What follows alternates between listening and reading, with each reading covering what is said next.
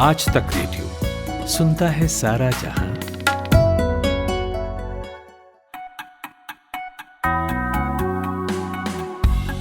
Hello, good morning. 3 जुलाई के आज का दिन पॉडकास्ट में आपका स्वागत है। मेरा नाम है खुशबू कुमार। महाराष्ट्र के सियासी समीकरण 2 जुलाई को एक बार फिर पलट गए। चाचा शरद पवार के साथ बगावत करते हुए अजित पवार एकनाथ शिंदे सरकार में शामिल हो गए। मी अजित अनंतराव पवार गांभीर्यपूर्वक दृढकथन करतो की कायद्याद्वारे स्थापित झाले आहे अशा भारतीय संविधानाबद्दल मी खरी श्रद्धा व निष्ठा बाळगीन। मी भारताची सार्वभौमता व एकात्मता उन्नत राखीन। मी महाराष्ट्र राज्याचा उपमुख्यमंत्री म्हणून। पवार महाराष्ट्र के उप मुख्यमंत्री बन गए हैं, लेकिन इससे एकनाथ शिंदे की परेशानियां कैसे बढ़ गई हैं, सबसे पहले इसी की बात करेंगे। फिर बात होगी यूनिफॉर्म सिविल कोड की। आज पार्लियामेंट्री स्टैंडिंग कमेटी की मीटिंग होनी है। सुशील कुमार मोदी इसकी अध्यक्षता करेंगे, तो कितनी इम्पोर्टेंट है ये मीटिंग, इसे समझेंगे। और क्रिकेट इतिहास में पहली बार वर्ल्ड कप वेस्ट इंडीज नहीं खेलेगी। विंडीज को वर्ल्ड कप क्वालिफायर्स के सुपर 6 राउंड में स्कॉटलैंड ने हराया। जिस टीम का किसी दौर में सिक्का चलता था, वो वर्ल्ड कप के लिए क्यों नहीं क्वालिफाई कर पाई, इस पर भी बात करेंगे। लेकिन अभी सुनते हैं 60 सेकंड्स हेडलाइंस सूरज कुमार से। शुक्रिया खुशबू। यूनिफॉर्म सिविल कोड को लेकर पार्लियामेंट कमेटी की बैठक आज। ड्राफ्ट तैयार कर रहे लॉ कमीशन को भी बुलाया गया। सुशील मोदी करेंगे अध्यक्षता। मणिपुर कुकी समुदाय की अर्जी पर आज सुप्रीम कोर्ट में सुनवाई। ट्राइबल फोरम की ओर से आर्मी प्रोटेक्शन की गई है मांग। गुजरात के 7 जिलों में बाढ़ जैसे हालात। 3 दिनों से भारी बारिश में 10 लोगों की मौत। आज हो सकता है केंद्रीय मंत्रिमंडल का विस्तार। पीएम मोदी की आज केंद्रीय मंत्री परिषद के साथ बैठक। सचिन पायलट पर आ सकता है आज कोई बड़ा फैसला। कांग्रेस अध्यक्ष मल्लिकार्जुन खड़गे ने आज राजस्थान के नेताओं की बुलाई बैठक।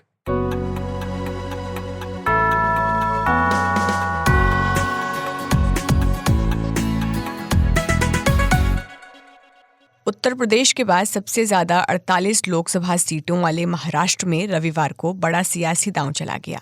देश के सबसे चतुर नेताओं में से एक शरद पवार को भतीजे अजित पवार ने आखिरकार गच्चा दे ही दिया और शिंदे सरकार में शामिल हो गए। कल अजित पवार ने पिछले 13 साल में 5वीं बार उप मुख्यमंत्री बनने की शपथ ली। उनके साथ एनसीपी के और 8 विधायकों ने मंत्री पद की शपथ ली, जिसमें छगन भुजबल, धनंजय मुंडे, अनिल पाटिल, दिलीप वलसे पाटिल, धर्मराव अत्राम, संजय बनसोड़े, अदिति तटकरे और हसन मुश्रीफ शामिल थे। मुख्यमंत्री एकनाथ शिंदे और उप मुख्यमंत्री देवेंद्र फडणवीस की मौजूदगी में राजभवन के भीतर ये समारोह हुआ और इसके साथ ही कल तक जो विपक्ष के नेता हुआ करते थे, आज से वे सत्ता के साथी हो गए। मुख्यमंत्री का दावा है कि अब उनकी सरकार डबल इंजन की सरकार से बुलेट ट्रेन की सरकार हो गई है। पार्टी के वर्षगांठ के मौके पर शरद पवार ने जिस प्रफुल्ल पटेल को पार्टी का कार्यकारी अध्यक्ष बनाया था, वो भी कल अजित पवार के साथ देखे गए। अजीत का दावा है कि उनके पास 40 विधायकों का समर्थन है और असली एनसीपी वही है। शपथ ग्रहण समारोह के बाद पत्रकारों से हुई बातचीत में ये बताया गया कि अगला लोकसभा और विधानसभा चुनाव वो एनसीपी के चुनाव चिन्ह पर ही लड़ेंगे। मी आता सांगितलं ना की विधानसभा लोकसभा आम्ही राष्ट्रवादी काँग्रेस पक्ष आणि घड्याळ या चिन्हावर आणि त्या पक्षाच्या नावावरच निवडणुका लढवणार। लेकिन जब शरद पवार से पत्रकारों ने पूछा कि जनता को किसके चेहरे पर भरोसा है, तो उन्होंने हाथ उठाकर अपना नाम लिया। एनसीपी प्रमुख की तमाम कोशिशों के बावजूद वो भतीजे के बगावती तेवर का काट नहीं ढूंढ पाए। क्या शरद पवार से अजित पवार की शक्तियों के आकलन में कोई चूक हुई है? इसे पूछा मैंने मुंबई में मौजूद आज तक रेडियो रिपोर्टर ऋतिक भालेकर से। अभी तो सिर्फ ट्रेलर हुआ है, खेल अभी भी बाकी है। सही में देखा जाए तो अजित पवार इस तरह का निर्णय 2019 में भी ले चुके थे। उन्होंने उप मुख्यमंत्री के तौर पर शपथ ली थी, लेकिन 80 घंटे से ज्यादा उनकी सरकार टिक नहीं पाई देवेंद्र फडणवीस और बीजेपी के साथ। हमने देखा उसके बाद भी जब 2.5 साल वो विपक्षी नेता बने रहे एमवीए सरकार में, एक जो ऑरा या छाप होनी चाहिए विपक्ष नेता की, वो कभी दिखाई नहीं दी और हमेशा कोशिशें जारी रही उनकी बीजेपी का दामन थामने की, बीजेपी के साथ जाने के लिए, एनसीपी के समर्थक विधायकों को एकजुट करने की, लेकिन वो भी सारी असफल रही। इन कोशिशों के बावजूद हमने देखा कि किस तरह से शरद पवार हमेशा उन्हें मात देते रहे। हालांकि एनसीपी सुप्रीमो शरद पवार हो या सुप्रिया सूले उनकी बेटी और सांसद, या बाकी सारे आला नेता हो पार्टी के, उनको सबको पता था कि कभी ना कभी अजीत पवार इस निर्णय तक पहुंचने ही वाले हैं। लेकिन पिछले 2.5 साल में हुआ यूं कि उनमें से कई सारे विधायक जिन पर ईडी या इनकम टैक्स या अलग अलग एजेंसियों से कार्रवाई होती रही, वो इन्वेस्टिगेशन उनकी होती रही, उसके दबाव में कहिए या कहीं ना कहीं एक सहमति बन गई कि हमें बीजेपी के साथ जाना चाहिए, और उसी के चलते आज ये निर्णय होता दिख रहा है। सवाल सिर्फ ये है कि क्या शरद पवार को भी ये जो कदम अजित पवार ने उठाया है, आज शपथ ग्रहण की है उप मुख्यमंत्री के तौर पर वापस, क्या शरद पवार को भी एक मुख्य सहमति उनकी है या नहीं, वो आने वाले वक्त में पता चलेगा। और ऋतिक, जिस तरह के दावे अजित पवार कर रहे हैं उससे तो यही लग रहा है कि एनसीपी का भी वही होगा जो शिवसेना का हुआ था, कौन असली कौन नकली। सही मायने में बताया जाए तो 1 साल के बाद वही फिल्म का रिपीट टेलीकास्ट हो रहा है, ऐसा लग रहा है महाराष्ट्र में। क्योंकि जिस तरह से महाराष्ट्र में हमने देखा शिवसेना को काफी संघर्ष करना पड़ा, और उसके बावजूद उन्हें अपने पार्टी का सिंबल नहीं मिल पाया, नाम नहीं मिल पाया। एकनाथ शिंदे सब लेकर गए, साथ में मुख्यमंत्री की कुर्सी भी उन्हें तोहफे में बीजेपी ने सौंपी। लेकिन सवाल ये उठता है कि क्या एनसीपी भी इसी तरह, चाहे वो कानूनी लड़ाई हो चाहे वो विधिमंडल की लड़ाई हो, लड़ने के लिए तैयार है। अब कुछ ही समय में जयंत पाटिल प्रेस कॉन्फ्रेंस करने वाले हैं, और उन 9 विधायकों ने जिन्होंने आज शपथ ली है अजीत पवार के साथ, क्या उन पर कार्रवाई होगी, क्या पार्टी पर वो दावा ठोकेंगे, आगे जाकर क्या कोर्ट में कानूनी लड़ाई करेंगे, इन सभी मुद्दों पर वो अपनी भूमिका भी स्पष्ट करेंगे। और 5 तारीख को एनसीपी के सभी आला नेताओं की एक बड़ी बैठक मुंबई में बुलाई गई है वाईबी चौहान सेंटर में, जहां पर विस्तार में अपनी भूमिका शरद पवार रखने वाले हैं। और पिछले कुछ दिनों से हम देख रहे थे कि एकनाथ शिंदे अपने गठबंधन के साथ बीजेपी पर दबाव बना रहे थे, महाराष्ट्र में भी और दिल्ली में भी अपने कद को और बढ़ाने की कोशिश थी। तो अब चूंकि अजित पवार ने भी बीजेपी से हाथ मिला लिया है, तो क्या शिंदे अपनी सरकार में ही और कमजोर स्थिति में आ चुके हैं, अब दबाव बनाने की स्थिति भी नहीं रही? देखिए, एक बात तो तय है कि अजीत पवार जैसे कद्दावर नेता और देवेंद्र फडणवीस बीजेपी के बड़े नेता, दोनों अगर साथ में आते हैं तो ये कोई अच्छा सिग्नल नहीं है मुख्यमंत्री एकनाथ शिंदे के लिए। हालांकि देखा जाए तो दोनों को मुख्यमंत्री और उप मुख्यमंत्री पद के तौर पर ज्यादा एक्सपीरियंस है, तो जाहिर सी बात है कि मुख्यमंत्री एकनाथ शिंदे का प्रोमिनेंस जो है वो कम होता दिखेगा आने वाले दिनों में। कहीं ना कहीं जिस प्रकार कुछ विवाद उठे थे पिछले कुछ दिनों में, जैसे एडवर्टीजमेंट आई थी सरकार की जिसमें बताया गया था कि किस तरह मुख्यमंत्री एकनाथ शिंदे ज्यादा पॉपुलर है देवेंद्र फडणवीस से भी, और उनकी लोकप्रियता बढ़ती जा रही है। तो कहीं ना कहीं इसको काउंटर देते हुए अब बीजेपी भी दिखेगी, साथ में अब अजित पवार भी है। तो आने वाले दिनों में तो ये भी कयास सूत्रों के हवाले से लगाए जा रहे हैं कि जो सुप्रीम कोर्ट के निर्णय के बाद एक मसला जो विधायकों की इन डिस्क्वालिफिकेशन का अभी भी प्रलंबित है विधिमंडल के अध्यक्ष के पास, उसका अगर निर्णय आता है और उसमें 17 विधायक जिनके ऊपर ये गांज गिर सकती है ऐसा बताया जा रहा है, उसमें खुद मुख्यमंत्री एकनाथ शिंदे भी शामिल है। अगर वो निर्णय उनके खिलाफ चला गया और विधायकों का 17 विधायकों का डिस्क्वालिफिकेशन हुआ, तो मुख्यमंत्री की कुर्सी तो उन्हें छोड़नी पड़ेगी ही। कहा यह भी जा रहा है कि शायद सरकार से भी बाहर हो सकते हैं और फिर एक नया गठबंधन महाराष्ट्र को देखने को मिल सकता है बीजेपी और एनसीपी के रूप में। शुक्रिया ऋत्विक। शरद पवार का कहना है कि वो पहले भी इस तरह की बगावत झेल चुके हैं। 1980 में उनके 58 में से 52 विधायक छोड़कर चले गए थे। बाद में उन्होंने 78 विधायकों के साथ वापसी की थी। अब देखना होगा कि शरद पवार फिर से उस करिश्मे को दोहरा सकते हैं जिसके लिए वो जाने जाते हैं।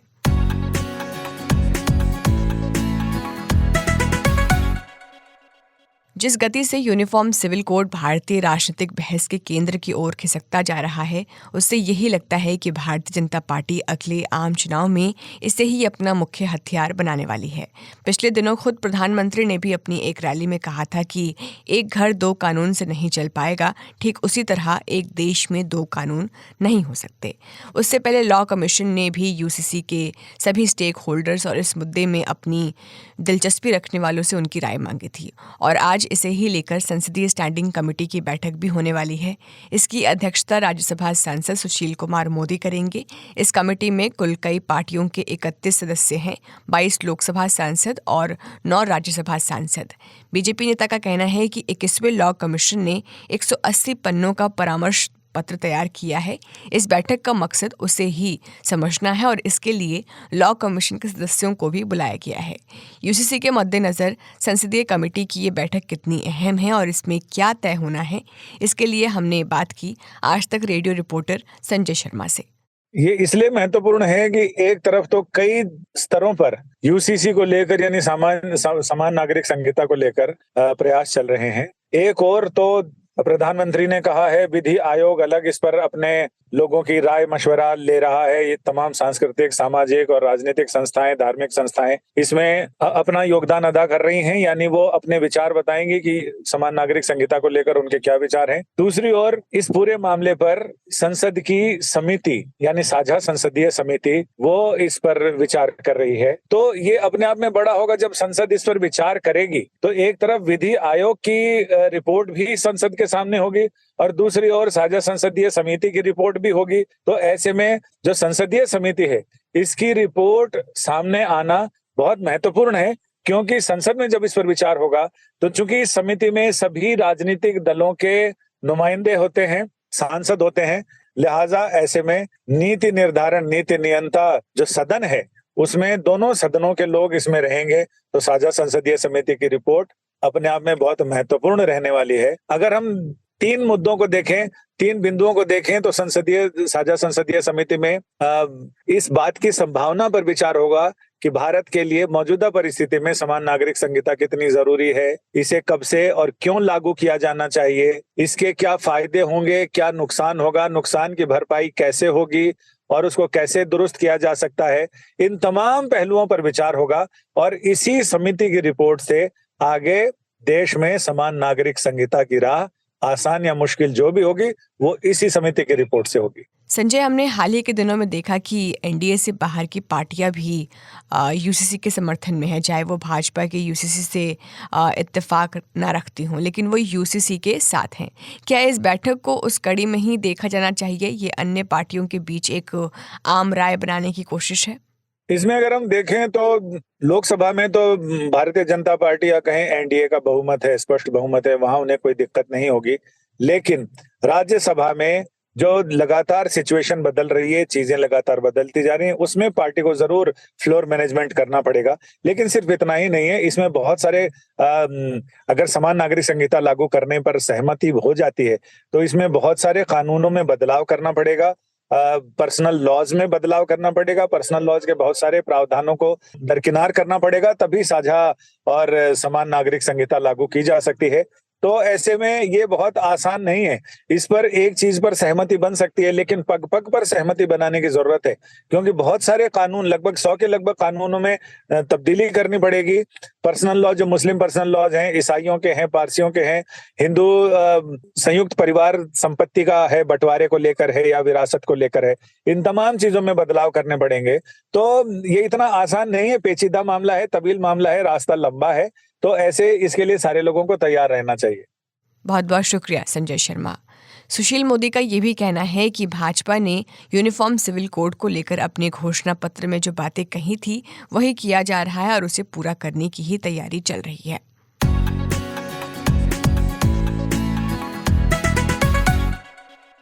और अब आखिरी खबर है क्रिकेट की दुनिया से।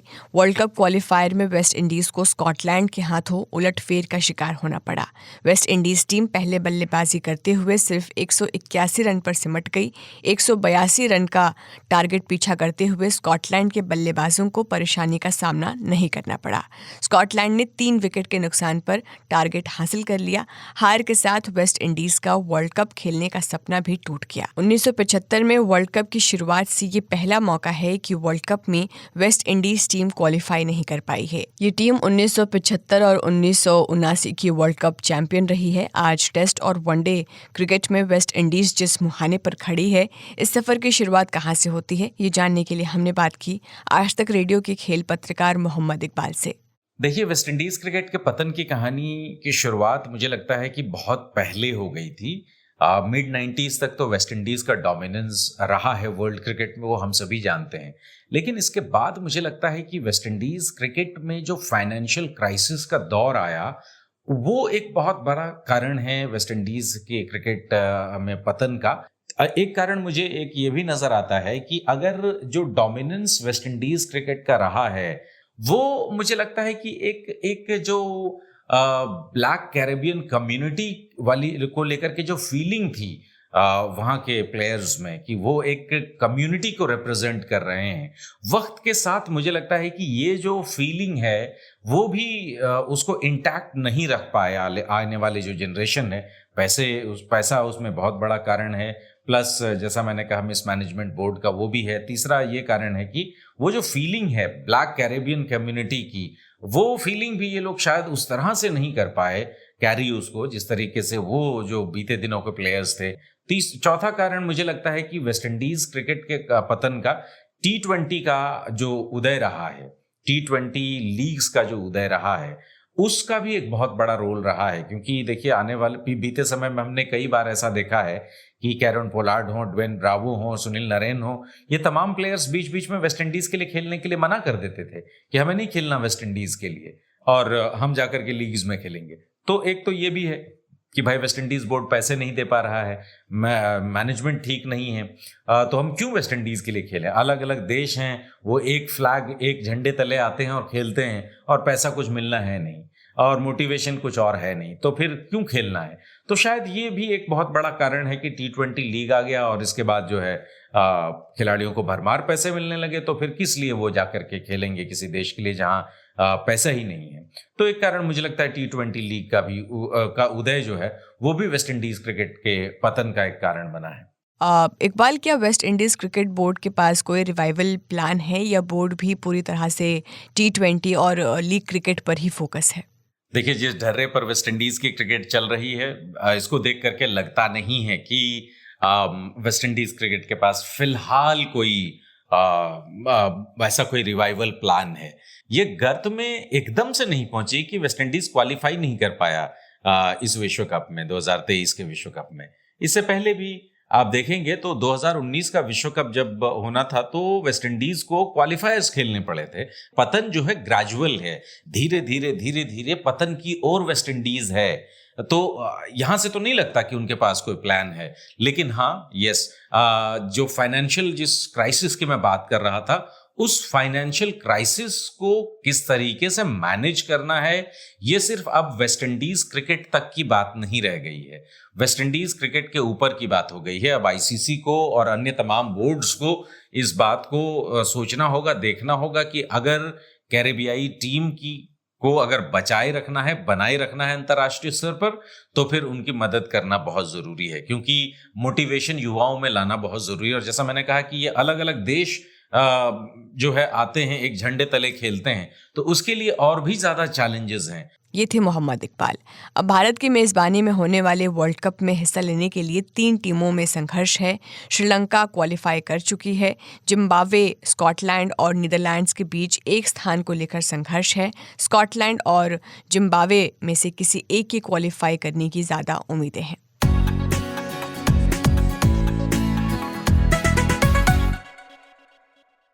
और अब वक्त हो चला है आज के अखबार सेगमेंट का, तो सीधे चलते हैं हम सूरज कुमार के पास। गुड मॉर्निंग सूरज।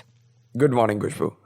और अखबार की शुरुआत एक धोखे की खबर से। धोखा जो शरद पवार बता रहे हैं, धोखा जिसने एनसीपी पार्टी को 2 हिस्सों में तोड़ दिया है, धोखा दिया है शरद पवार के भतीजे अजीत पवार ने एक बार फिर से शरद पवार को, क्योंकि अब वो फिर से बीजेपी में एनसीपी के कुछ विधायकों के साथ जाकर मिल गए हैं और उन्हें पद मिला है उप मुख्यमंत्री का देवेंद्र फडणवीस के साथ। तो अब देवेंद्र फडणवीस की बगल की कुर्सी पर अब आपको अजीत पवार भी बैठे दिखेंगे। 8 विधायकों को मंत्री बनाया गया है अजीत पवार के खेमे के, और उसने कंप्लीटली सियासी समीकरण बदल दिया है महाराष्ट्र का। जैसे हिंदुस्तान अखबार में पूरा एक सीटों के समीकरण को समझाया गया है। जैसे भाजपा के पास 106 सीटें हैं, शिंदे शिवसेना के पास 44 हैं, जो उद्धव गुट वाली शिवसेना है उसके पास हैं 12 सीटें। अब शिवसेना की तरह एनसीपी को भी आप 2 भाग में बांट दीजिए कि शरद पवार वाली एनसीपी के पास है 44 विधायक और अजीत पवार के पास हैं 9, कांग्रेस के पास हैं 44। तो ये पूरा समीकरण है जो बैठ रहा है। एक समीकरण खुशबू मॉनसून का भी है जो 6 दिन पहले देश में पहुंच गया है। आईएमडी ने कल बताया खुशबू कि पूर्वी उत्तर प्रदेश और दक्षिण बिहार को छोड़कर पूरे देश में जुलाई में मॉनसून सामान्य रहने का अनुमान है। और मौसम कार्यालय ने यह भी कहा है कि सामान्य जो तिथि है 8 जुलाई, उससे पहले रविवार को ही मॉनसून पूरे देश भर में पहुंच गया है। मतलब अब सारे जगहों पर देश के हर एक कोने में मॉनसून अब दस्तक दे चुका है। और मायावती भी अब यूनिफॉर्म सिविल कोड के समर्थन में आ गई हैं, लेकिन जिस तरह से उसे लागू किया जा रहा है देश में, उसके तौर तरीके से वो सहमत नहीं है। मणिपुर हिंसा को लेकर जो बीरेन सिंह है वहाँ के मुख्यमंत्री, उनका भी बयान आया है कि हिंसा प्री प्लान्ड है, और जो कुछ हो रहा है उसे देखते हुए उन्होंने इस बात की एक तरह से पुष्टि कर दी है। एशियन न्यूज की खुशबू खबर है, अमित शाह कल उत्तर प्रदेश गए थे और उन्होंने ये कहा है कि बीजेपी और अपना दल यूपी को सपा और बसपा कांग्रेस से मुक्त करेगी। अब एक बात मुझे समझ नहीं आ रही है, 80 में से जो 62 सीटें हैं वो हैं बीजेपी के पास, उनकी यूपी में सरकार है, फिर वो कांग्रेस, एसपी और बीएसपी के पॉलिटिक्स से कैसे निजात दिलाएंगे। और ये जो बयान मुझे अमित शाह का लगा, ये थोड़ा भटकाऊ सा लगा, तो ये मेरी एक निजी राय है। इसके अलावा मैं देख रहा था कि मणिपुर में फिर से हिंसा हुई है, 3 लोगों की मौत हो गई है। हालांकि वेस्ट इम्फाल से जो कर्फ्यू है वो हटा दिया गया है, और गवर्नर ये कह रहे हैं कि स्थिति अभी खराब है तो लोग अपना ख्याल रखें। जी सूरज, और मैं भास्कर अखबार पढ़ रही हूँ। खबर है यूनिफॉर्म सिविल कोड को लेकर आज लॉ एंड ऑर्डर मामलों की पार्लियामेंट्री कमेटी की मीटिंग होनी है। हमने आज के दिन में इस पर बात भी की है, तो क्यों इम्पॉर्टेंट है ये मीटिंग, आज क्या क्या हो सकता है, ये सब अगर आप समझना चाहते हैं तो आप आज के दिन ज़रूर सुने। बाकी भास्कर ने भी वही सारी चीज़ें आज लिखी हैं, वो ये कि मीटिंग की अध्यक्षता भाजपा के राज्यसभा सांसद सुशील मोदी करेंगे,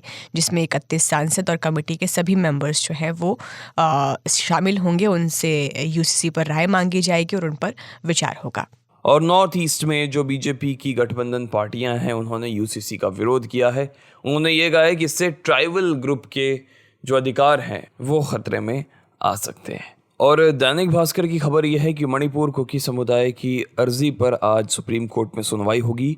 ट्राइबल फोरम की ओर से आर्मी प्रोटेक्शन की मांग की गई है। इसके अलावा बंगाल में पंचायत चुनाव से विधानसभा और लोकसभा चुनाव का भी रास्ता साफ हो जाता है, एक इतिहास है। तो इस पे दैनिक भास्कर में एक अच्छा एक्सप्लेनर्स और आर्टिकल कहें तो लिखा है कि यहाँ 3 हिंसा वाले इलाके, जिसमें 2 पर टीएमसी हावी है और 1 पर बीजेपी हावी है। और हिंदुस्तान हिंदी में खबर है, गजवए हिंद मामले में एनआईए की छापेमारी, बिहार, उत्तर प्रदेश और गुजरात में कार्रवाई हुई है। फ़ोन, मेमोरी कार्ड सहित कई दस्तावेज जब्त किए गए हैं। और आज कैबिनेट का विस्तार हो सकता है, केंद्रीय कैबिनेट का। पीएम मोदी आज एक मीटिंग लेने वाले हैं जिसमें इस पर फैसला हो सकता है।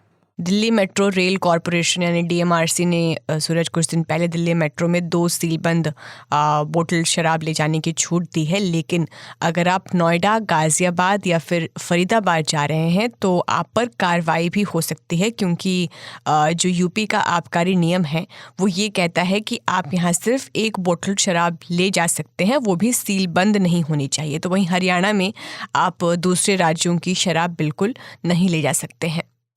लेकिन खबर ये भी है कि हरियाणा महिला आयोग ने मेट्रो में शराब नीति का विरोध किया है। आयोग की अध्यक्ष हैं रेणु भाटिया। उन्होंने अखबार से ये कहा है कि ये नीति जो है वो महिलाओं के खिलाफ है और उन्होंने इस पर रोक की मांग की है। सवाल ये भी उठ रहे हैं कि पैसेंजर्स को ये परमिशन तो दे दी गई है कि वो अब सील्ड बॉटल लेकर जा सकते हैं, लेकिन इसकी गारंटी कौन देगा कि वो उसका गलत इस्तेमाल नहीं करेंगे मेट्रो के अंदर और प्रॉपर डेकोरम भी मेंटेन करके रखेंगे। हालांकि मैं ये पढ़ रही हूँ कि DMRC ने रिक्वेस्ट किया है पैसेंजर से कि वो प्रॉपर डेकोरम जो है वो मेंटेन करें। अगर वो ऐसा नहीं करते हैं तो उन पर उचित कार्रवाई की जाएगी। जी खुशबू, और विदेशी खबरों में सबसे पहली जो खबर बहुत इंटरेस्टिंग लग रही है वो है डॉन में वीडियो है जिसमें पाकिस्तान के जो डिफेंस मिनिस्टर है वो नहर में कूदते दिखाई पड़ रहे हैं क्योंकि वो गर्मी से बहुत ज़्यादा परेशान है। उन्होंने ऐसा करके ये बताया है कि मैं भी फिट हूँ, चुस्त हूँ, दुरुस्त हूँ और आप भी ऐसे डुबकी जो है मार सकते हो और अपनी सेहत का ख्याल रख सकते हो। इसके अलावा BBC में खबर है कि US से $3 अरब के फाइटर जेट्स इसराइल खरीदेगा। F-35 सीरीज़ के 25 जेट खरीदे जाएंगे। संसद ने डील को मंजूरी भी दे दी है। वहीं फ्रांस में 5वें दिन भी हिंसा जारी है। मेयर के घर पर हमला हुआ है। पुलिस का देर रात तक सर्च ऑपरेशन चला है। अब तक कुल 13,000 दंगाई गिरफ्तार हो चुके हैं। 2,000 कारें जला दी गई हैं। पता नहीं ये स्थिति नॉर्मल कब होगी खुशबू। और अब 3 जुलाई का इतिहास भी जान लेते हैं। तो आज ही के दिन साल 1908 में अंग्रेजों ने लोकमान्य बाल गंगाधर तिलक को क्रांतिकारियों के पक्ष में लिखने पर गिरफ्तार किया था। 1819 में अमेरिका में पहला बचत bank of saving in New York शुरू हुआ। 1962 में फ्रांस के राष्ट्रपति ने अल्जीरिया की आज़ादी की घोषणा की।